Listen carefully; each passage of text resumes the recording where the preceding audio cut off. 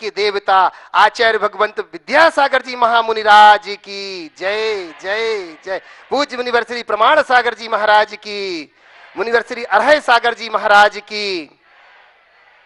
बहुत लोग बहुत दूर दूर से आ चुके हैं। बोलिए देवादिदेव 1008 पार्श्वनाथ भगवान की जय जय जय। श्रवण संस्कृति के उन्नायक प्रातः स्मरणीय आचार्य भगवंत विद्यासागर जी महामुनिराज की जय जय जय। गुणायतन प्रणेता शंका समाधान व भावना योग प्रवर्तक प्रखर वक्ता पूज्य मुनिवर श्री प्रमाण सागर जी महाराज की जय जय जय। मुनिवर श्री अरहय सागर जी महाराज की जय जय जय। प्रिय बंधुओं, तीर्थराज सम्मेद शिखर की तलहटी गुणायतन परिसर में आयोजित देश के सर्वाधिक लोकप्रिय कार्यक्रम शंका समाधान में यहां पर उपस्थित स्थानीय श्रद्धालुओं का एवं देश विदेश से जुड़े उन सभी श्रोताओं का जो घर बैठे आज इस कार्यक्रम को सीधा प्रसारण देख रहे हैं जनवाणी चैनल, पारस चैनल एवं प्रामाणिक ऐप के माध्यम से, उन सबका मैं गुणायतन व सेवायतन परिवार की ओर से हार्दिक हार्दिक अभिनंदन करता हूं।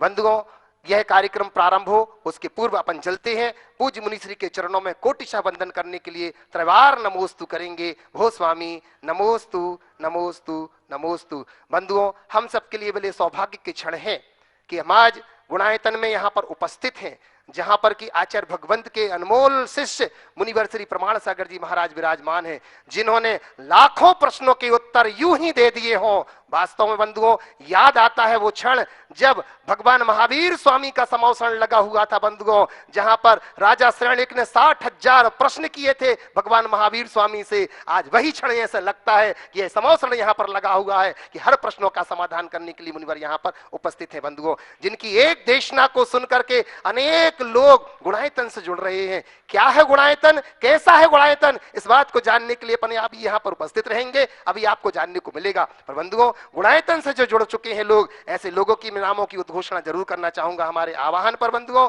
श्रीमान निर्वाण निधि के रूप में जो यहां पर जुड़े हैं डॉक्टर सुखमाल चंद जी जैन, श्रीमती ललतेश जी जैन, विपुल जैन के जन्म दिवस के शुभ अवसर पर आज न्यू दिल्ली से यहां पर जुड़ी, उनके लिए बहुत बहुत धन्यवाद। अलका प्रमोद जी धुलिया से, श्री अशोक कुमार जी जैन मेरठ से, स्वर्गीय हुकुमचंद जी की स्मृति में श्रीमती राजेश्वरी बहन, श्री जिनेन्द्र कुमार जी जैन अहमदाबाद से, अगर वो यहाँ उपस्थित हैं तो खड़े होकर के पूज्य श्री के चरणों में कोटिशा वंदन करते हुए आशीर्वाद प्राप्त करेंगे। बंधुओं, जितेंद्र जी हमारे बीच में अहमदाबाद से अगर हो तो निवेदन करता हूं कि आशीर्वाद लेंगे। बंधुओं, सूत्रधार के रूप में जो गुणायतन से जुड़े हुए हैं यहां पर उपस्थित हैं, वो मैं निवेदन करता हूं मंच के ऊपर आएंगे। सरला भाई जी, प्रकाश चंद जी विनायक के, इंदुमती अजित कुमार जी जैन मराठवाड़ा सेलू परभणी से हमारे बीच में है। मैं निवेदन करता हूं कि मंच के ऊपर आए और पूज्य श्री के चरणों में वंदन करके आशीर्वाद प्राप्त करेंगे। हमारा गुणायतन परिवार इनका अभिनंदन करता है और इनके स्वागत करने के लिए मैं निवेदन करूंगी हमारे बीच में सुनील जी से निवेदन करता हूं, साथ ही साथ शैलेंद्र जी हमारे बीच में है, आए। सुनील जी CFO हमारे बीच में यहाँ पर है। मैं शैलेंद्र जी से निवेदन करता हूँ कि आप भी आइएगा और हमारे नए जुड़ने वाले इन सदस्यों का अभिनंदन करेंगे। लगातार लगातार ऐसी ही कड़ी से कड़ी जुड़ती जाएगी बंधुओं। वो दिन दूर नहीं होगा जब समूचा देश एक सूत्र में बन जाएगा और पूरा देश गुणायतन परिवार से जुड़ जाएगा बंधुओं। वो क्षण बहुत जल्दी हम लोगों के बीच में यहाँ पर आने वाला है। तालियां बजा करके बंधुओं हम इनकी अनुमोदना करते हैं, बहुत बहुत बहुत बहुत इनको धन्यवाद देते हैं। गुणायतन परिवार से आप जुड़ गए हैं, अब आप हमारे गुणायतन के सदस्य हो चुके हैं बंधुओं। मैं महाराज श्री के चरणों में कोटिशा वंदन करते हुए प्रश्न के लिए मैं चलूं। ओहो, इतने सारे लोग एक साथ हैं, कोई बात नहीं, शीघ्रता से आ जाएं और आशीर्वाद लेकर के पहुंचेंगे अपने स्थान पर। एक बार पुनः तालियां बजा करके इनका अभिनंदन करते हैं। निवेदन करता हूं पूरे परिवार से, वहां पूरे 70 लोग यहाँ पर सेलू से यहाँ पर पहुंचे हुए हैं। महाराज श्री आपके चरणों में वंदन करते हैं। 70 लोग क्या, मुझे तो लगता है कि अब पूरा सेलू समाज परभणी से आपके चरणों में जुड़ चुका है। अब मैं निवेदन कर अति शीघ्र आप अपने स्थान पर पहुंचिएगा आशीर्वाद लेकर के। और अब प्रथम प्रश्न के लिए बंधुओं मैं सबसे पहले ऑनलाइन प्रश्न के माध्यम से महाराज श्री के चरणों में वंदन करते हुए प्रश्न के लिए मैं निवेदन करने के लिए पहुंच रहा हूं, जिससे कि आप लोग अपने स्थान पर पहुंचिएगा। महाराज श्री हेमलता जी गंगवाल किशनगढ़ गुणायतन ट्रस्टी आपके चरणों में वंदन करते हुए,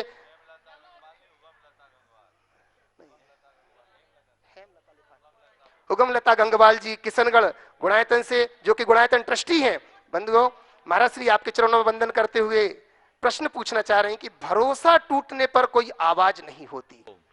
महाराज श्री, भरोसा टूटने पर खाली कर लीजिए। कोई आवाज नहीं होती पर उसकी गूंज जिंदगी भर सुनाई देती है। किसी का भरोसा ना टूटे, क्या सावधानी रखनी चाहिए महाराज श्री?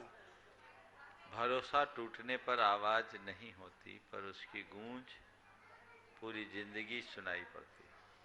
भरोसा न टूटे उसके लिए हम क्या करें?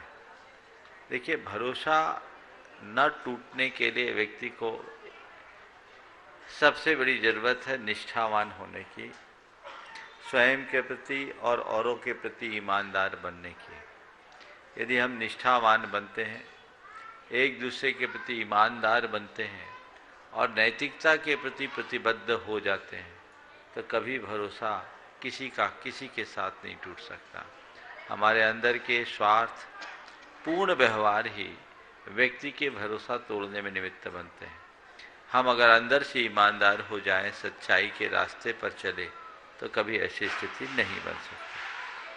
महाराज श्री, अन्वेषा जैन व्यवहारी मध्य प्रदेश से आपके चरणों में वंदन करते हुए पूछना चाह रहे हैं कि महाराज श्री, जब नियम दिलवाते हैं तब 1 साल के लिए तो लोग बोलते हैं, लेकिन मन में सोच लेते हैं कि हम 1 महीने निभाएंगे, तो ऐसे में महाराज जी हम किन पापों का अर्जन करते हैं? कृपया आप समाधान करें। ये सब बेईमान लोग हैं। एक महाराज थे जो आजीवन रात्रि भोजन छोड़ने वालों से ही आहार लेते थे। एक युवक था जो रात्रि भोजन करता था, वो महाराज को आहार दे आया।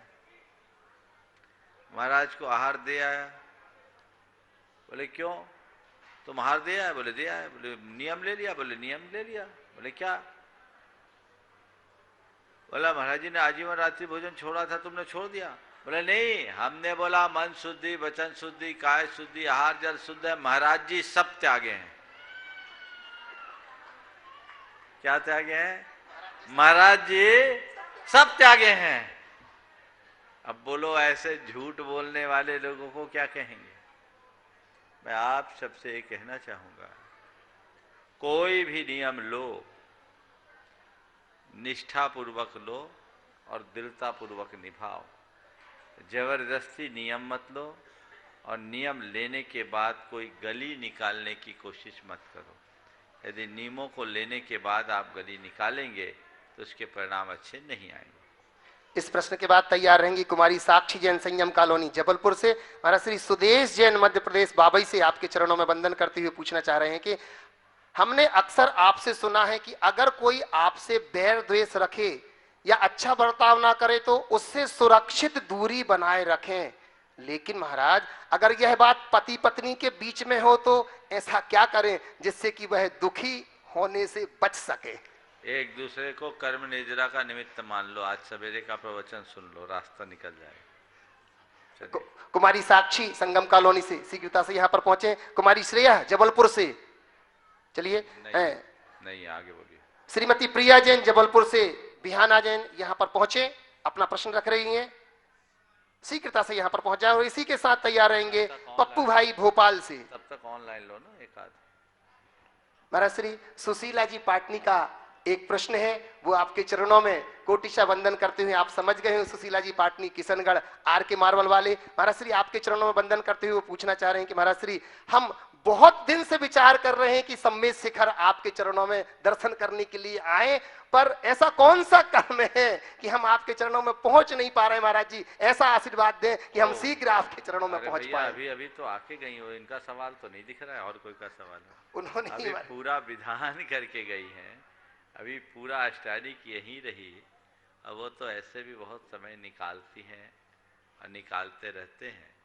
लेकिन हाँ, जिन लोगों के मन में सम्मेद शिखर आने की भावना होती है और नहीं आ पाते, वो उनका अंतराय है। कई लोग तो ऐसे भी होते हैं जो यहाँ आकर के भी वंदना नहीं कर पाते। और आज मेरे पास एक ऐसा परिवार आया जिन्होंने कहा, यहाँ उपस्थित भी है, पूरे पर्वत की वंदना की। सबसे पहले तो उनकी हिम्मत की दाद देनी होगी। 6 बजे पहुंचे, 7 बजे दिन में चलना शुरू किए, पूरी वंदना कर ली पैदल। पर संयोग पारसनाथ टोंक में पहुंचे, तब तक पट बंद हो चुका था। एक बार दिखा दो भैया, सामने बैठे, खड़े हो जाओ, बोलो खड़े हो जाओ। पट बंद, बाहर से मत्था टेक कर आए और पहली बार सब मेज शिखर आए, ये संयोग तो कठिन है, वंदना बहुत दुर्लभ है। फिर भी मैं तो मानता हूं इन लोगों ने वंदना कर ली, यानी इनका लाभ तो इनको मिल ही गया। भले हम चरण तक नहीं पहुंचे, पर भगवान के दरबार में अपनी हाजिरी लग गई है, ऐसा समझना चाहिए। तो कहने का तात्पर्य केवल इतना है कि ये सब संयोग बनते हैं और इसे अंतराय समझना चाहिए, और अंतराय टालने का एक ही उपाय है, जो वंदना कर रहे हैं जी भर कर उनकी अनुमोदना करें। हाँ। श्रीमती प्रिया जैन जबलपुर से बिहाना जैन, और तैयार रहेंगे पप्पू भैया भोपाल से। नमोस्तु महाराज जी। मेरा और मेरे परिवार की तरफ से बारंबार नमोस्तु नमोस्तु नमोस्तु। महाराज जी, पार्श्वनाथ भगवान की प्रतिमा में फन होते हैं, कुछ प्रतिमाओं में फन भी नहीं होते हैं, कुछ में 5 फन, 9 फन, 108 फन, 1008 फन होते हैं। तो क्या जिस प्रतिमा में सब ज्यादा फन होते हैं तो उसका अतिशय ज्यादा होता है क्या? देखिए, भगवान का अतिशय फन से नहीं है, भगवान का अतिशय तो उनके गुणों से है।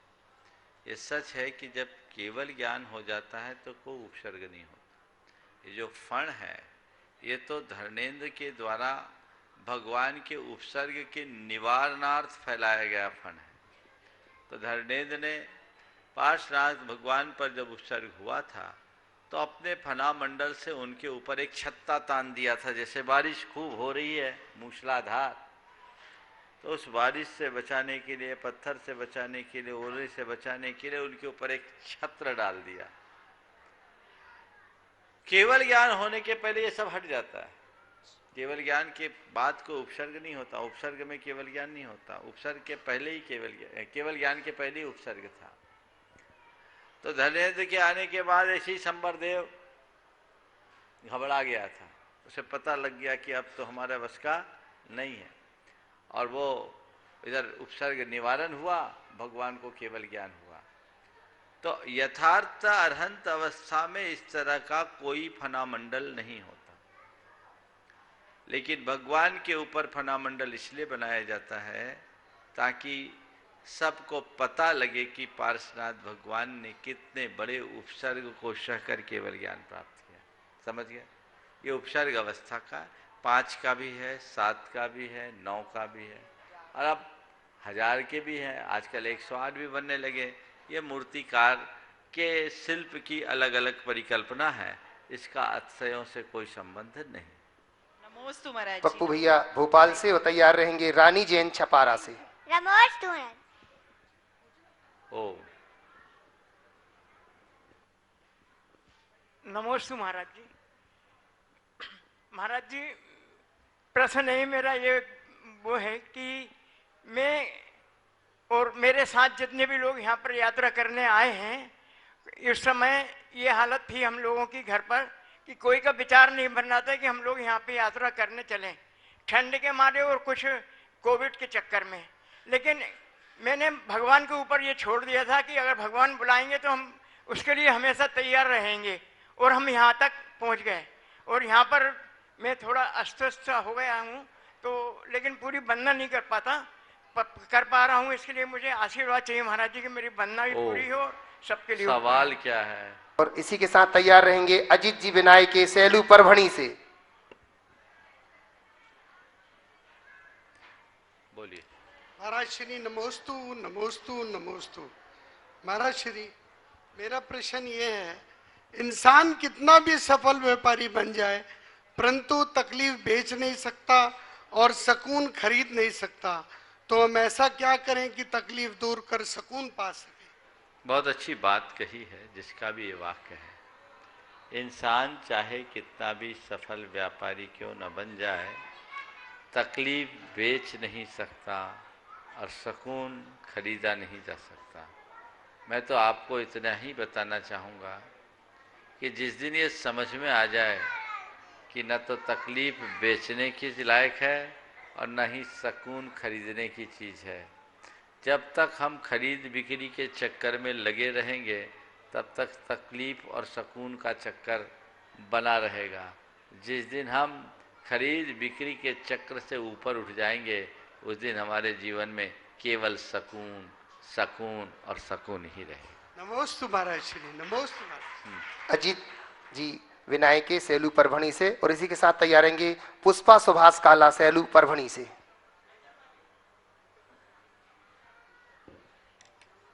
गुरुदेव नमोस्तु नमोस्तु नमोस्तु। पुण्य योग से मुझे मनुष्य जन्म मिला है। आज तक के दिन अच्छे गए, पर अब मेरी ढलती उम्र हो गई। असाता कर्म सता रही है, तो इस उम्र में हम तजो ताजा कैसे रहे, कृपया समाधान कीजिएगा। ढलती उम्र में अब हम अपना जीवन कैसे जिए, बहुत महत्वपूर्ण सवाल है ना। तो ढलती उम्र में आप अपने जीवन को जीना चाहते हैं, अशाता का उदय भी चल रहा है। सबसे पहले तो मैं आपके सवाल से उन लोगों को सीख देना चाहता हूँ जिनकी उम्र अभी ढलान पर नहीं है, वो थोड़ा सीख ले लो, क्योंकि ढलान पर कुछ नहीं कर पाओगे। अभी से संभलो रहोगे तो आगे संभलोगे। फिर भी आप जैसे लोगों के लिए मैं ये कहना चाहूँगा कि तन लाचार हुआ है, मन को मजबूत रखो। जम सक्कई तम की रही, जम च न सक्कई तहे विसद्दहनम, सद्दह मानो जीवो पावई अजरा मरम ठानम। जितना शक हो उतना करो, और जो न कर सको उसका श्रद्धान करो। श्रद्धान करने वाला व्यक्ति भी अजर अमर स्थान को प्राप्त कर सकता है। तो अब आपको लगता है कि मैं तन से ज्यादा धर्म ध्यान नहीं कर पाता, मन से तो कर सकते हो। मन से करने में कोई कोर कसर मत छोड़ो।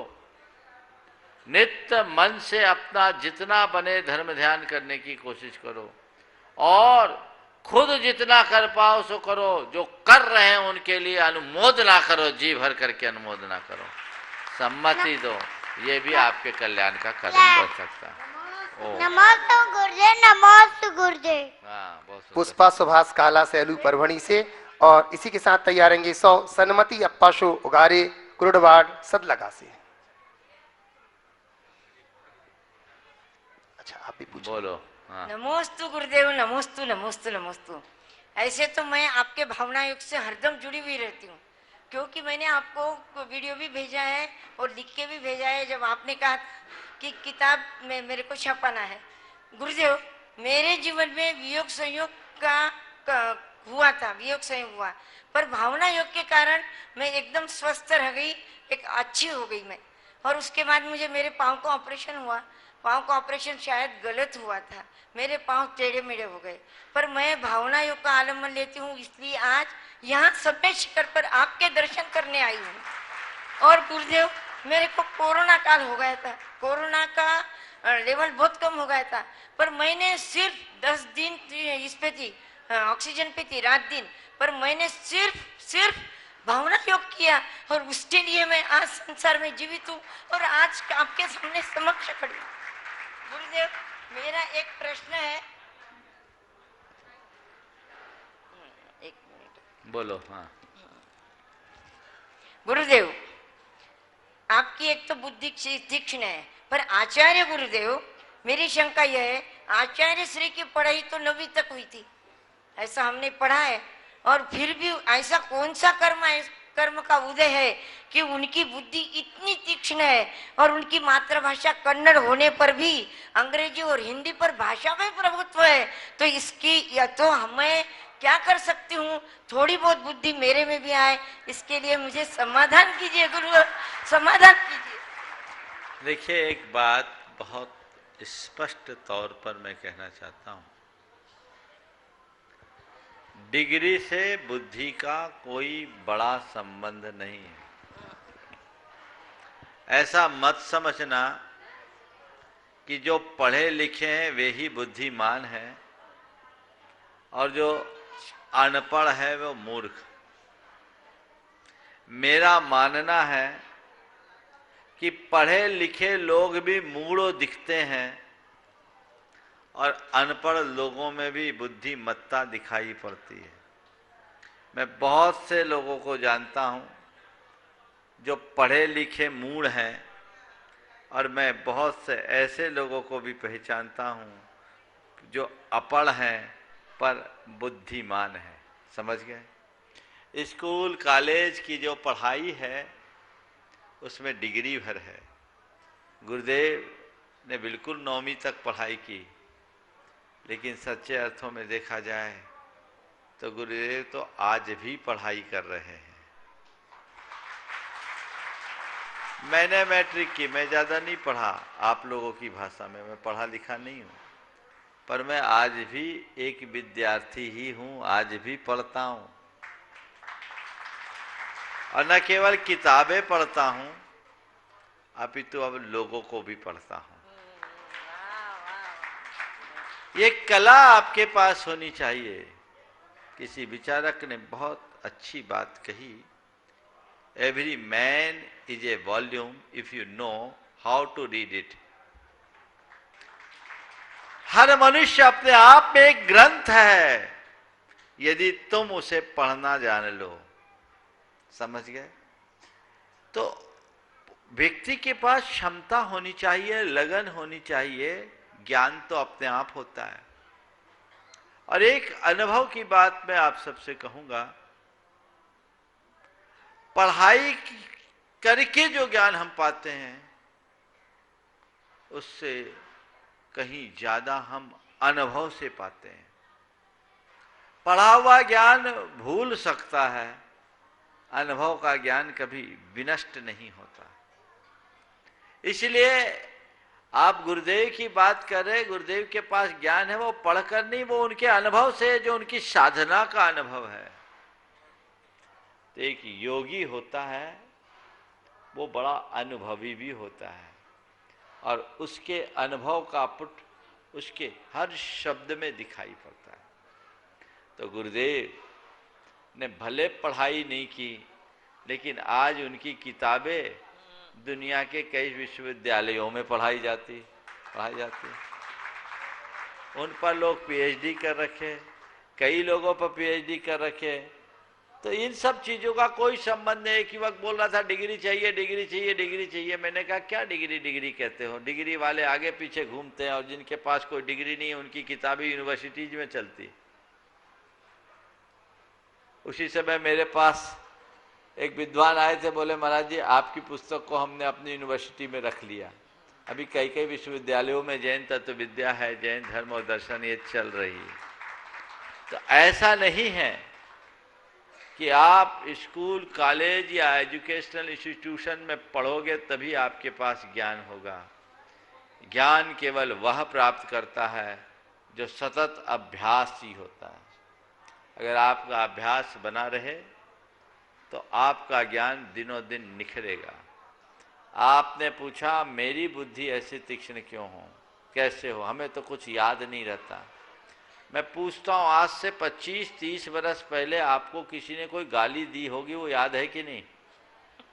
बोलो, माइक पे बोलो। याद है। तो दूसरों के द्वारा दी गई गाली को याद रख सकते हो, तो भगवान के द्वारा कही गई गाथा को भी याद रख सकते हो। क्यों नहीं रख सकते? क्षमता तो तुम्हारे पास है, उपयोग करना नहीं जानते। अपनी क्षमता का उपयोग कीजिए, सतत अभ्यास कीजिए, आप जो चाहोगे सो होगा। मैं अपनी बात बोलता हूं, आजकल मैंने क्या कर दिया, अब सब चीजों को याद करने की नहीं रखता। बोले क्यों? बोले दिमाग में थोड़ी कैसेट खाली रखनी चाहिए, मेमोरी फुल नहीं होनी चाहिए। आजकल मेरे पास कोई नया आदमी आता, मैं उसके नाम को याद नहीं रखता, रखना नहीं चाहता। क्यों? इतने सारे भर गए, लोगों के नाम की जगह भगवान का ही नाम ठीक है, एक में ही सहस्र नाम है। और चीजें मुझे याद रहती है, लेकिन आजकल मैं चला करके किसी का नाम है दिमाग से निकाल देता हूं। तो ये इस बात का द्योतक है कि जो बातें आप याद रखना चाहोगे वही याद रहेगी, और जिसके प्रति मनुष्य की अभिरुचि होती है वो उसे ही याद कर पाता है। तो दुनियादारी में तुम्हारी रुचि है तो उधर बहुत निपुणता प्राप्त कर लेते हो। जिस दिन अपनी आत्मा के प्रति रुचि जगेगी इधर भी निपुणता प्राप्त करोगे और जीवन को आगे बढ़ा सकोगे। गुरुदेव, समक्ष दर्शन करने के लिए मेरी बहुत भाव थे, आज दर्शन हो गए तो मैं बहुत सार्थक हो बहुत गई। बहुत आशीर्वाद। और एक जो अम्मा जी ने भावना योग का प्रयोग करके लाभ पाया है, आप सबके लिए उदाहरण है। ऐसे एक दो नहीं, प्राय हर हफ्ते में 2-4 लोग ऐसा बोलते हैं और हजारों लोग नियमित भावना योग कर रहे हैं। मैं आप सबसे भी कहना चाहूँगा, ये अभिनव प्रयोग है, आप इसका लाभ लें, प्रत्यक्ष लाभ मिलेगा। और मैं कहूँगा धर्म का अगर व्यवहारिक लाभ आपको लेना है तो इससे अच्छा और कोई साधन नहीं। मैं सो सोनल जैन के साथ भी जुड़ी हुई हूँ। बहुत सुंदर। हाँ, सो सन्मति अप्पाशो उगारे वो आ रहे हैं, तब तक कि विवेक जैन सिंगापुर से सपत्नी अपने प्रश्न को लेकर के यहाँ पहुंच रहे हैं। अजी होगा, चलिए। महाराज श्री के चरणों में बारंबार नमोस्तु नमोस्तु नमोस्तु। महाराज श्री, जैसा कि अभी सुभाष जी ने बोला था कि आज 1 वर्ष हो गए हैं उस एक पाठशाला को, तो सिंगापुर में महाराज जी बताना चाहता हूं मैं कि अचिंत्य जी जो प्रामाणिक समूह से जुड़े हुए हैं, उनकी धर्मपत्नी हनी जी हैं। सिंगापुर जैसी जगह में महाराज जी लगभग 60 बच्चों को वो अपना पाठशाला पढ़ाती हैं महाराज जी। तो उन्होंने भी आपके चरणों में नमोस्तु के साथ आशीर्वाद मांगा है। और महाराज जी, एक बच्चे का प्रश्न है सिंगापुर की पाठशाला से ही, वो आपके समक्ष में रखना चाहता हूँ कि महाराज जी, जो अभी एक फणों की बात आई थी पार्श्वनाथ भगवान के ऊपर, तो एक बच्चे का प्रश्न है कि वो जो सर्प है वो किस कैटेगरी का है महाराज जी, वो कोबरा है क्या है, उसका नाम पूछना चाहता है महाराज जी वो। और बहुत अच्छा। सबसे पहले तो मैं तुम्हारे माध्यम से, चूंकि तुम भी एक परमाणु समूह के सक्रिय सदस्यों में हो, और हाँ सिंगापुर से अचिंत है, उनकी धर्मपत्नी हनी है, और जितने लोग मधु जी भी हैं, तुम्हारे तरफ से मैं सिंगापुर के सभी प्रमाणिक समूहों को विशेष आशीर्वाद दे रहा हूँ। ये बहुत अच्छा प्रकल्प, अंतर्राष्ट्रीय स्तर पर इस तरह का अभियान अपने आप में एक बहुत बड़ी उपलब्धि। सवाल जो है, भगवान के शीश पर रहने वाला सांप कौन सा है? वो सांप नहीं है, सांप का आकार है। धर्मेंद्र ने फन फैलाया विक्रिया से, क्योंकि वो नाग कुमार जाति के देवों का इंद्र था। मेरा और मेरे परिवार की तरफ से नमस्तु। कल्याणोदय स्वाध्याय मंडल कुरुंदवाड़ की ओर से नमस्तु नमस्तु नमस्तु। गुरुजी, मन में एक दुख होता है। आचार्य जी हर बार कहते हैं कि उत्तम खेती, मध्यम में व्यापार और कनिष्ठ नौकरी। फिर भी दक्षिण में ऐसा हो रहा है महाराज जी कि किसान दिन रात श्रम करता है, फसल उगाता है, लेकिन उसको अच्छी तरह से दाम भी नहीं मिलती है। अभी अभी 2-3 बार बाढ़ आ गया, उसके बाद कोरोना भी आ गया महाराज जी। ऐसा हो गया कि कोरोना में तो पूरा परिवार ही एक एक का उजड़ गया है। तो ऐसी परिस्थिति में और एक समस्या है कि लड़की और लड़कियां अपने धर्म को छोड़कर अन्य धर्म में पलायन भी कर रहे हैं। बहुत दुख होता है महाराज जी। इसमें वो किसान को, उस माता पिताओं को और उन लड़के लड़कियों को आप उनका मनोबल बढ़ाने के लिए, शांति से जीने के लिए और धर्म से विचलित न होने के लिए क्या संदेश देना चाहते हैं गुरुवर? नमस्ते। देखिए, ये बहुत ही भयावह तस्वीर है। ये बात सच है कि कृषि का कर्म बहुत उत्तम कर्म है, लेकिन प्राकृतिक आपदाओं के सामने किसी का नहीं चलता। और प्राकृतिक आपदाओं के शिकार केवल कृषक ही नहीं होते, आम जन भी होते हैं। इसलिए इन आपदाओं को आपदा के रूप में लेना चाहिए और अपना कार्य निष्ठापूर्वक संपन्न करने की कोशिश करनी चाहिए। हम तो ये जानते हैं कि प्रकृति का जब भी प्रकोप आता है, आगे पीछे प्रकृति स्वयं उसे रिकवर भी कर लेती है। कभी बाढ़ आता है तो बाद में फसल इतनी अच्छी आती है कि वो कहीं न कहीं से क्षतिपूर्ति कर देती है। जी। तो ये संसार है, समय घाव करता है, समय घाव भरता है। प्रकृति चाहे जैसा रौद्र रूप क्यों न धरे, या प्रकृति का चाहे जैसा प्रकोप क्यों न हो, मन में एक बात रखनी चाहिए, कल सब ठीक होगा, आने वाला कल अच्छा होगा। आज बुरा है, कल अच्छा होगा। ये विश्वास मन में जग जाए तो व्यक्ति कभी विचलित ना हो। जहां तक लोगों के जीवन यापन में आई हुई समस्या का सवाल है और कोरोना जैसी महामारी के शिकार परिवारों का सवाल है, उन परिवारों के लिए पहले तो समाज को चाहिए कि उन्हें चिन्हित करके संबल प्रदान करे, ताकि आर्थिक परेशानी से प्रेरित होकर, पीड़ित होकर लोग धर्म विमुख ना हो। हमारी सबसे बड़ी धर्म प्रभावना ये होगी। हम बड़े बड़े आयोजन करते हैं, धर्मायतन बनाते हैं, और यदि हमारे लोग चंद पैसों के खातिर धर्म से विमुख होते हैं तो मैं समझता हूं ऐसे मंदिरों की कोई आवश्यकता नहीं। जब जैनी ही नहीं रहेंगे तो जैन मंदिर की क्या जरूरत होगी। इसलिए हमें प्राथमिकता के स्तर पर ऐसे लोगों को चिन्हित करना चाहिए। पर मेरे पास जहां तक अब तक की जितनी भी सूचनाएं आई, जब भी मैंने पता किया तो पता लगा वो बातें सब फेक आती, हकीकत नहीं आती। अर्थाभाव के कारण धर्मांतरण करने वाले जैन नगण्य हैं। आज तक कई बार खबरें आई, व्हाट्सएप पर चलती है, मैंने तहकीकात किया तो पता लगा ये जो खबरें हैं सही नहीं। लोग मन गढ़ंत बातें कर देते। अभी भी गुरुदेव को लेकर के लोग कई तरह के व्हाट्सएप चला रहे, पता नहीं क्या। और हमारे संबंध में भी, हमारा तो बिहार हो चुका कुंडलपुर के लिए, भले हम आज शिखर जी फोटो भी पोस्ट कर दिए। तो इस तरह की आधारहीन बातें 15 दिन पहले बिहार करा दिया लोगों ने, अभी तक तो हम पहुंच गए होंगे। हाँ 2-4 दिन में पहुंचने वाले हैं। कहाँ लोग कैसी बातें कर देते हैं। तो पहली बात, चूंकि आप उस क्षेत्र की हैं और स्वाध्याय मंडल से जुड़ी हैं, अगर ऐसी कोई स्थितियां हैं तो उनका पूरा तथ्यात्मक उनकी जानकारी होनी चाहिए, ताकि उन्हें अपेक्षित मदद किया जाए। जब बाढ़ का प्रकोप आया था, आप सबको पता है, इस मंच से आह्वान किया गया और समाज ने बढ़ चढ़ करके सहयोग दिया। बहुत सहयोग हो चुका है। तो आगे भी सहयोग की कहीं जरूरत होगी तो समाज हमेशा खड़ी रहती है, तत्पर रहती है, पर वो वास्तविकता का पता होना चाहिए। केवल व्हाट्सएप को प्रमाण नहीं मानना चाहिए। और फिर मैं लोगों से कहूंगा कि चाहे कुछ भी हो जाए, स्यात् चेतोपि दरिद्रोपि जिन धर्मानु वासितः।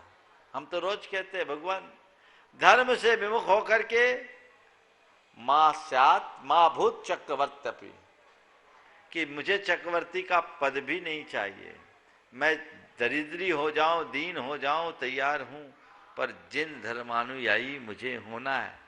निष्ठा को मजबूत बनाइए, उनके हृदय में संस्कारों का आरोपण करें ताकि उस विमुखता से बचे।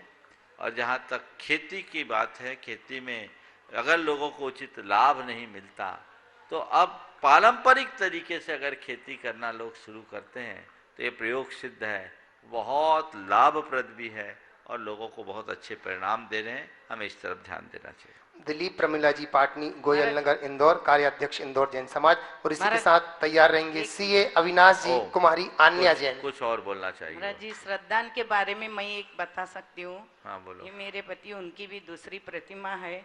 अभी अभी गुरुदेव के चरणों में उनका बाईपास हो गया था, 2 बार हार्ट अटैक हो गया था। वो गोली अभी शुरू थी, लेकिन आचार्य के चरणों में जा करके उन्होंने सब त्याग कर दिया है।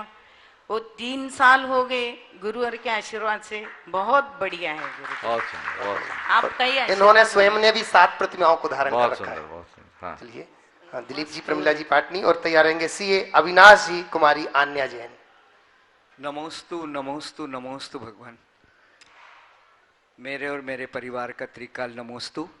इंदौर के सांसद श्री शंकर जी लालवानी ने भी आपको नमोस्तु नमोस्तु कहा है गुरुदेव, और इंदौर की पूरी दिगंबर जैन समाज की ओर से भी आपके चरणों में बारंबार नमोस्तु। अध्यक्ष राजकुमार जी पाटोदी ने जो निर्विरोध अध्यक्ष हुए हैं, उन्होंने भी आपको चरणों में नमोस्तु कहा है गुरुदेव। मेरा प्रश्न छोटा सा है गुरुदेव। लोग कहते हैं शांति की इच्छा करो, तो महाराज श्री हम इच्छा को कैसे शांत करें, कृपया समाधान करने की बहुत कृपा सुंदर करें। सब।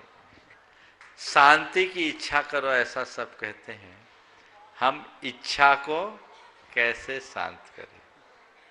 बहुत अच्छा सवाल है। इच्छा को शांत करने के लिए कुछ नहीं करना, अपनी अब तक की इच्छाओं का विश्लेषण करके देखो, इच्छाएं अपने आप शांत हो जाएगी। उसके परिणाम पर विचार करोगे तो इच्छाएं शांत होगी। मेरी अब तक की इच्छा और उसके परिणाम क्या हुए, यदि हम उन पर विचार करने लगेंगे, उन पर एक बार पुनर्दृष्टि रखेंगे, तो हमारी इच्छा शांत होगी। हमारे साथ सबसे बड़ी विडंबना ये है कि हम अतीत के अनुभवों का लाभ नहीं लेते। हम आप सबका यही अनुभव है कि इच्छाओं ने हमें हमेशा दौड़ाया है। तो उस दौड़ से बचने का एक ही उपाय है कि भाई ये ऐसी दौड़ है जिसकी कोई मंजिल नहीं, तो उस दौड़ में हम दौड़े क्यों? पर लगता है अब तक नहीं हुआ, एक बार और, एक बार और, एक बार और। यही जब हमारे अनुभव पर आसक्ति हावी हो जाती है, इच्छाएं बलवती हो जाती है। जिस दिन आसक्ति पर हमारा अनुभव हावी होगा, इच्छाएं शांत होगी। नमोस्तु गुरुदेव। सीए नमोस्तु गुरुदेव। अविनाश जी जैन, कुमारी आन्या जैन, इसके बाद तैयार होंगे श्रीमती मीना कुमारी जी, अशोक कुमार जैन, गोंदिया महाराष्ट्र से। नमोस्तु।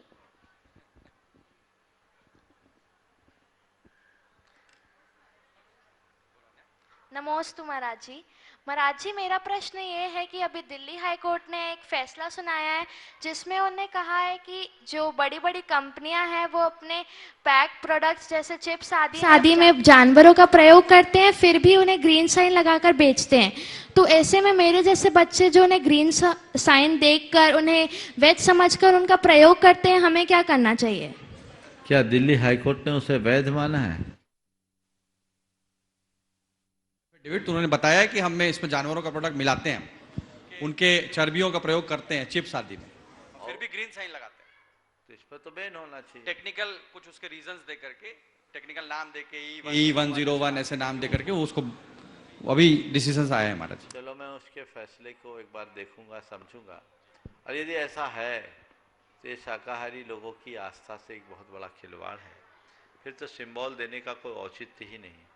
हम लोगों को इस पर बहुत मिलकर के प्रयत्न करना चाहिए और भारत सरकार से इस विषय में पूरी तरह से बातचीत करना चाहिए, लोगों को अपनी भावना पहुंचानी चाहिए। मुझे विश्वास है कि वर्तमान सरकार एक संवेदनशील सरकार है और उस पर ध्यान देगी।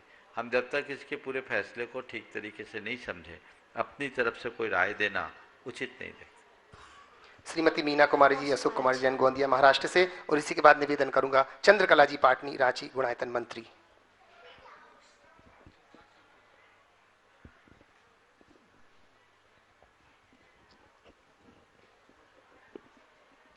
नमोस्तु गुरुवर, नमोस्तु गुरुवर। धोलिया परिवार के ओर से बारंबार नमोस्तु नमोस्तु नमोस्तु। महाराज जी, मेरा प्रश्न कल के आपके प्रवचन से है। आपने कहा था घटना से प्रभावित नहीं होना चाहिए, परंतु अपने परिवार में अगर दुखद घटना हो जाए और वो अपने बच्चों के साथ में रहे तो आदमी प्रभावित हुए बिना रह ही नहीं सकता। तो हम अपने मन को कैसे समझाएं उन चीजों के लिए? देखिए, प्रभावित हुए बिना नहीं रह सकता ये कहना ठीक नहीं। लोग प्रभावित हो जाते हैं, ये बात अलग है। जो तत्वज्ञ है वो ऐसी विषमतम घटनाओं से भी अप्रभावित रह सकता है। मेरे संपर्क में ऐसे अनेक लोग हैं जिनके जीवन में विपत्ति आई, वियोग हुआ, बीमारियां हुई या अन्य प्रकार की विसंगति आई, वे उससे प्रभावित नहीं हुए। जो अपने जीवन के प्रति सकारात्मक होते हैं, जिनका जीवन जज्बाती होता है वे कभी ऐसा नहीं करते। कल ही मैंने बताया था एक 25 साल का बेटा खो गया, पर वो अपने आप को संभाले रहे। मेरे संपर्क में ऐसे ऐसे लोग हैं जिनको करोड़ों का नुकसान हुआ, पर वो भी उससे विचलित नहीं हुए। वो नुकसान को नुकसान मानने की जगह नसीहत मान करके स्वीकार लिए। ऐसे लोग हैं जिनके घर में कोई ना कोई बीमारी या खुद के लिए बहुत सारी बीमारी, वो बीमारी से विचलित होने की जगह उस बीमारी को अपने कर्म काटने का निमित्त मान रहे हैं। बहुत से ऐसे लोग भी मेरे संपर्क में हैं जिनके परिवार में आपस में कोई तालमेल नहीं, सामंजस्य नहीं, कोई संगति नहीं, सबकी विचारधारा आपस में विरुद्ध है, और फिर भी उसमें भी व्यक्ति अपना तालमेल बनाकर जी रहा है, कर्म का उदय मान रहा है। ठीक है, जो है सहज स्वीकार करो। यदि ये दृष्टि आ जाए तभी हम अपने आप को संभालेंगे। घटनाओं की धार में बहो मत, तटस्थ रहो, ये हमारा पुरुषार्थ है, उसे हमें जगाना चाहिए। जब हम उस पुरुषार्थ को जगाने में समर्थ होंगे तो निश्चित वह सब कुछ हमारे जीवन में घटित हो सके। चंद्रकला जी पाटनी, रांची गुणायतन मंत्री, और इसी के बाद तैयार रहेंगे श्रीमती नेहा संजीव जी वेदांश अजमेर से। जीवन का सत्य समय पर समझ में क्यों नहीं आता? बहुत अच्छा सवाल है। जीवन का सत्य समय पर समझ में क्यों नहीं आता? अगर समय पर सत्य समझ में आ जाए ना तो राम नाम सत्य कहने की जरूरत ही ना पड़े। ये हमारे अंदर का जो व्यामोह है, हमारे अंदर की आसक्ति है, वो वस्तु स्वरूप को समझने नहीं देती, जान करके भी अनजान बना देती है। तो उस जान के अनजान बनने की स्थिति से हम बचें, वस्तु के स्वरूप को हम समझें। जीवन के परम सत्य को हमने समय पर नहीं समझा तो समझना न समझना सब बराबर है। पर और विडंबना है, समय पर नहीं समझते तो ठीक है, समय निकलने के बाद भी नहीं समझते।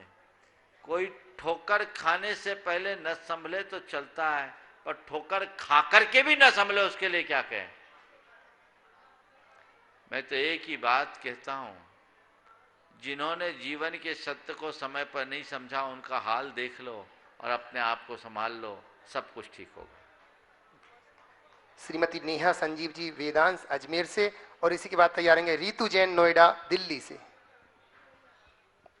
नमोस्तु महाराज जी, नमोस्तु महाराज जी। तत्वार सूत्र के 10 अध्याय हैं। ये मेरी माँ ने पूछा है अम्बा से कि ना तत्वार सूत्र के 10 अध्याय हैं, जिसमें एक झा से झंडा और फा से फल, ये 2 अक्षर क्यों नहीं आते हैं? तत्वार सूत्र में 10 अध्याय हैं, तो उसमें झा से झंडा और फा से फल, ये 2 अक्षर क्यों नहीं आते हैं? अच्छा, ये पहला से देखा हूँ मैंने, तो कभी इस दृष्टि से देखा नहीं। झा से झंडा और फा नहीं है? हाँ नहीं है। चलो इसका उत्तर में झा और फा नहीं है, है ना? झपकी पा आता है, झा और फा नहीं है ना। तो देखो झा और फा इसलिए नहीं, झा से झगड़ा है, फा से फसाद है। झगड़ा फसाद ऐसा हो सकता है। चलिए लीजिएगा। हाँ, रीतू जैन नोएडा दिल्ली से, और इसी के बाद एकदम देखा है किसी ने कि झा और फा नहीं है? नहीं है हमारा, बाकी सब है, देखा हुआ है, नहीं है। अच्छा। तो झगड़े का झा, फालतू का फा नहीं। चलिए, और अब इसके बाद तैयार रहेंगे अभिषेक दीर्घा राव का मुंबई से। महाराज श्री के चरणों में कोटि कोटि नमन। मैं दिल्ली से एक अध्यापिका के पद पर हूँ। मैं क्या करूँ कि मेरे जो स्कूल के विद्यालय के बच्चे हैं वो धर्म पर भावना से, नैतिकता से ओतप्रोत हो सके, जो आने वाला भविष्य है वो उज्जवल ही उज्जवल मिले। आपने पूछा है स्कूल के बच्चे नैतिकता और धर्म प्रभावना से ओतप्रोत कैसे हो। मैं तो कहूँगा इस संदर्भ में सबसे बड़ी जवाबदेही आप जैसे अध्यापकों की है। जय गुरुदेव। अगर अध्यापक चरित्रवान हो, कर्तव्यनिष्ठ हो, तो बच्चों पर उनका प्रभाव बहुत गहरा होता है। आपने अनुभव किया होगा कि बच्चे और किसी की बात बाद में मानते हैं, पहले अपने टीचर की बात मानते हैं। बिल्कुल गुरुदेव। तो जो टीचर है वो केवल किताबी ज्ञान न दे, किताबी ज्ञान के साथ उनको कुछ संस्कार भी दे। मेरे एक शिक्षक थे, वो बहुत ही संस्कार युक्त शिक्षा देते थे। एक दिन उनसे पूछा कि 3 और 2 5 ही क्यों होते हैं? उत्तर तो यही होगा कि 3 और 2 5 होते हैं, इसलिए 5 होते हैं। आपसे अगर सवाल करूंगा तो आप भी शायद यही उत्तर देंगे कि 3 और 2 5 होते हैं, इसलिए 5 होते हैं। उन्होंने जो जवाब दिया वो गजब का था। उन्होंने कहा किसी से लेते समय 6 न ले लो और किसी को देते समय 4 न दे दो, इसलिए 3 और 2 5 होते हैं। जय गुरुदेव। किसी से लेते समय 6 न लो और देते समय 4 न लो, इसलिए 3 और 2 5 होते हैं और 4 और 6 4 या 6 नहीं होते।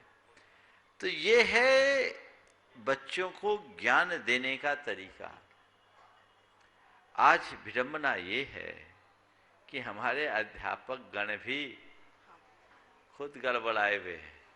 सहमत हूँ महाराज श्री आपसे। और अब शिक्षक नहीं बचे, अब सब कुछ प्रोफेशनल हो गया। यद्यपि अध्यापन एक पेशे के रूप में पुराने समय में भी रहा और ये गुरुतर दायित्व भी है, लेकिन सब चीजों में केवल पैसा ही जब प्रमुख हो जाएगा तो बाकी बातें गौण हो जाएगी। अध्यापक भी जिम्मेदार है, पाठ्यक्रम भी जिम्मेदार है, विद्यालयों का वातावरण भी जिम्मेदार है और अभिभावक सबसे ज्यादा जिम्मेदार। यशपाल जैन ने एक कहानी लिखी। बच्चा स्कूल गया, पहले दिन पढ़ाया गया, सब जीवों पर दया करो। घर आया, देखता है उसका बड़ा भाई एक अपाहिज भिखारी को डंडे से पीटते हुए घर से बाहर निकाल रहा है। दूसरे दिन स्कूल में पढ़ाया गया, सब जीवों से प्रेम करो। घर आया, देखता है किसी मसले पर उसके माता पिता बुरी तरह झगड़ रहे हैं। तीसरे दिन उसे स्कूल में पाठ पढ़ाया गया, सदा सत्य बोलो। घर आया, मकान मालिक किराया वसूलने के लिए आया, पूछा पिताजी कहाँ हैं?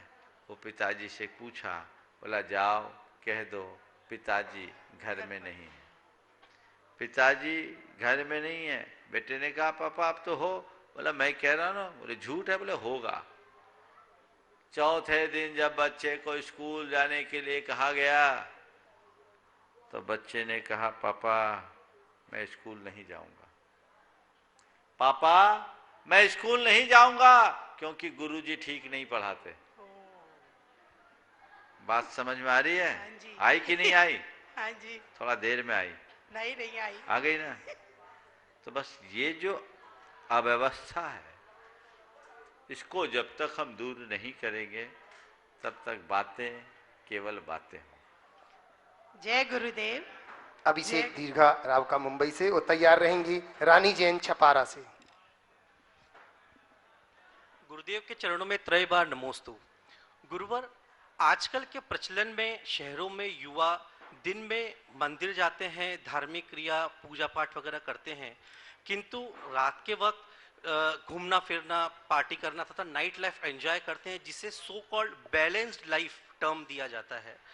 तो गुरुदेव, बैलेंस्ड लाइफ का यह परिभाषा और वर्णन कहाँ तक उचित है? कृपया समाधान कर मार्ग प्रशस्त करें। मैं तो कहूँगा जिनका बैलेंस, वो ऐसे लाइफ को बैलेंस लाइफ कहते हैं।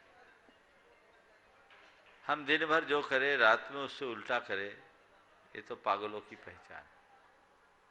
बैलेंस लाइफ का अर्थ ये नहीं है कि हम मर्यादाओं का उल्लंघन करें। बैलेंस लाइफ का अर्थ ये नहीं है कि हम अनैतिक कर्म करें। बैलेंस लाइफ का सीधा अर्थ ये है कि हम कोई भी काम करें तो इस तरीके से करें कि हमारे जीवन में संतुलन हो, आंतरिक अनुशासन हो, अपने इमोशंस पर, अपने हैबिट्स पर जिसका अंकुश है, समझना उसका जीवन ही बैलेंस्ड है, बाकी सब के सब डिसबैलेंस। रानी जैन छपारा तैयार रहेंगे। Abhishek Jain DGM Bokaro steel. Animesh Jain DGM Bokaro steel plant से।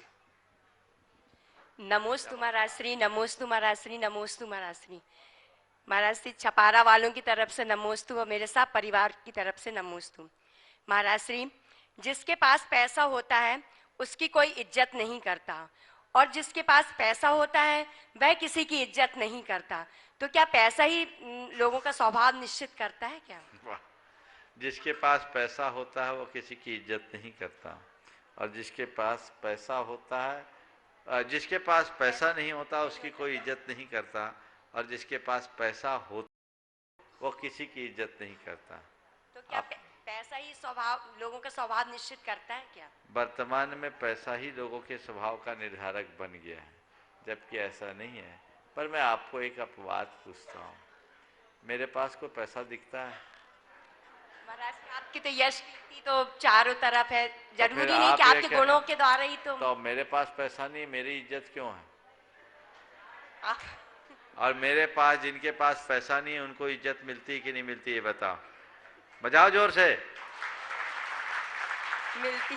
बस इसे से समझ लो, जो धन वैभव को प्रमुखता देता है उनके लिए आपकी बातें लागू होती है, जो गुण वैभव को प्रमुखता देता है उनके लिए मेरी बातें लागू होती है। नमोस्तु महाराज। Animesh ji Jain DGM Bokaro steel plant से तैयार रहेंगे। बीना जैन सपना जैन मौजपुर दिल्ली। नमोस्तु महाराज, नमोस्तु महाराज, नमोस्तु महाराज। इतने नजदीक रह के भी यहाँ आना इतना दूर होता है, व्यक्त नहीं कर सकते महाराज श्री। एक छोटी जिज्ञासा ये थी कि जैसे तीर्थंकर की ध्वनि गर्दन ने सुनी, तो मेरा शीर्षक है बिना बोले, और हम लोग बोल बोल के दिगंबर श्वेतांबर डॉट डॉट तक पहुंच गए। तो वो कब तैयार, मां ठीक है हम नहीं जानते, आप नहीं जानते, कोई तो ऐसा है जो जानता है, वो मानस कब तैयार होगा ताकि आने वाला कल सुगम हो? देखिए, आने वाला कल सुगम हो उसके लिए आज ही हम समझ जाए तो कल भी सुगम हो जाएगा। भगवान ने जो कहा है सब सही कहा है, लेकिन सुनने वाले सही सुने कहाँ? मैंने अभी आपके सवाल का उत्तर दिया, आपने भी सुना, सब सुने, पर सबकी अवधारणा एक सी तो नहीं होगी। तो जिसने जैसा सुना और जिस तरह की धारणा बना ली उसने वैसा अपना जीवन बना लिया। तो बात भगवान की वाणी का नहीं है, बात भगवान की वाणी को सुनने वालों पर है। तो जिनने जैसा सुना सो सुना, ये सब चीजें स्वाभाविक है। हम तो कह रहे भगवान की वाणी परंपरा से हम सबके बीच आई। एक ही वाक्य को अगर हमने आप सबके बीच कहा, दूर मत जाइए, उसी वाक्य को यदि मैं खुद रिपीट करूं तो उसका अर्थ बदल जाएगा। चार आदमी के बीच जाते जाते तो बहुत कुछ परिवर्तन होता है। जितने भी पंथ और परंपराएं हैं सब भगवान की वाणी के नाम पर ही है। इसलिए हम क्या करें, पंथ एक नहीं होंगे, पंथ ही एक हो सकते हैं। बस इसी सूत्र को अपना करके चले, रास्ता ठीक हो जाएगा। बीना जैन सपना जैन मौजपुर दिल्ली से और तैयार रहेंगे। मोहिनी जैन जतारा से। नमोस्तु महाराज श्री, मेरे और मेरी परिवार की तरफ से आपको बारंबार नमोस्तु नमोस्तु नमोस्तु। मेरा ये प्रश्न है कि मैं बहुत छोटी हूँ, बड़ी कैसे बनूं? क्योंकि जब से आपके प्रवचन और संघ का समाधान सुना है, भावना योग करती हूँ, तब से मुझे अपना ज्ञान हुआ है कि मैं भी कुछ हूँ। क्योंकि पहले जब से मेरा जन्म हुआ है तब से तो मुझे यही नहीं पता था कि आत्मा और शरीर भी अलग है। तो मैं यही जानना चाहती हूँ महाराज जी, कैसे बड़ी बनूं, किस तरह अपना कल्याण करूं? छोटी हूँ बड़ी कैसे बनूं, आपने सवाल किया है। देखिए, बड़ी बनने के लिए कुछ करना नहीं होता, समझ गए? मन का छोटापन निकाल दो, अपने आप बड़ी बन जाओ। जिसने अपने मन के छोटेपन को यानी क्षुद्रताओं को निकाल दिया वो महान बन गया। हमारे अंदर की क्षुद्रताएं हमें हीन बनाती है, हम अपने जीवन को आगे बढ़ा के चल सकेंगे। ओम। हाँ, मोहिनी जैन जतारा। बस आखिरी हो गया, समय पूर्ण हो गया। चलिए। नमस्ते महाराज जी। नमोस्तु महाराज जी, जतारा परिवार से आपके चरणों में नमोस्तु। महाराज श्री, मेरा प्रश्न है कि जब हम किसी के साथ कुछ अच्छा करते हैं तो वह हमारे उसके उसके लिए वह अच्छा नहीं लगता। इससे हमारे परिणाम तीव्र हो जाते हैं। हम अपने परिणामों को किस प्रकार शांत करें? बस ये सोचो, मुझे करना, अच्छा करना ये मेरा काम है, सामने वाले को अच्छा लगे या न लगे ये मेरा भाग्य है, उसको उसके हाल पर छोड़ दो। इस प्रकार आज के इस सत्र को परम पूज्य गुरुदेव के चरणों में नमन अर्पित करते हुए यहीं पर विराम। बोलिए परम पूज्य आचार्य गुरुवर श्री विद्यासागर जी महाराज। पंडित